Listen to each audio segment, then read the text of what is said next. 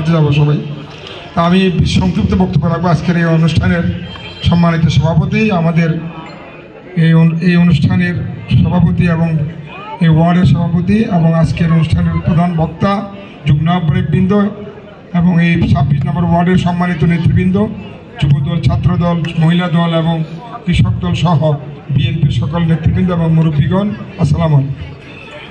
সকল বক্তৃতা হয়েছে। এখানে রাষ্ট্র কাঠামো 31 দফা নিয়ে বক্তব্য হয়েছে।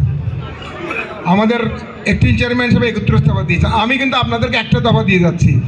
আপনারা জানেন কি একটা দফা কি জানেন? আপনারা সবাই এক থাকবেন, এটা হচ্ছে আমার জন্য একটি দফা। এই একটা দফা যদি আমরা মেনে চলতে পারি, এই একটা দফা যদি আমরা রাখতে পারি, আমাদের দল শক্তিশালী থাকবে, ঐক্যবদ্ধ থাকবে।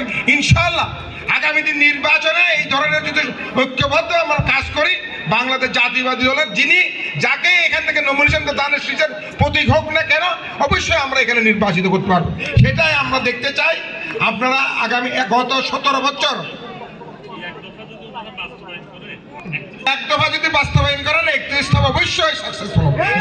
শুধু 31 দফা না, সকল দফা রফা সব শেষ হয়ে যাবে। শুধু একটা দফা আপনারা মেনে চলবেন। এই একটা দফার জন্য আজকে যারা কষ্ট করেছে, বিশেষ করে আমি আমাদের সভাপতি, আমাদের এই ওয়ার্ডের সেক্রেটারি কাজী বেলাল, মোশাররফ হোসেন দীপ্তি, আমাদের আবুল হাসেম সাহেব এবং আরও যারা নেতৃবৃন্দ আছেন, তাদেরকে বিশেষ অশেষ মহানগর বিএনপি থেকে ধন্যবাদ ও কৃতজ্ঞতা জানাচ্ছি।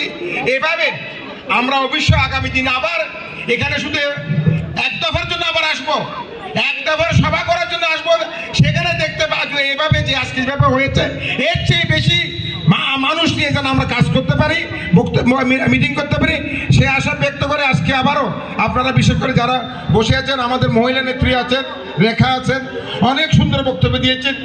আঁকি আছেন, আঁকি অনেক সুন্দর বক্তব্য দিয়েছেন। আমাদের এক বোন এই মহিলা দলের নেত্রী জেসমিনা খানম সাহেব আছেন, ওনারা অনেক সুন্দর সুন্দর বক্তব্য, আমাদের চেয়ে ভালো বক্তব্য দিয়েছেন। সুতরাং আমি মনে করি এই ধরনের ঐক্য ধরে রাখতে হবে এবং ঐক্যের মাধ্যমে আগামী দিন আমরা এগিয়ে যাব।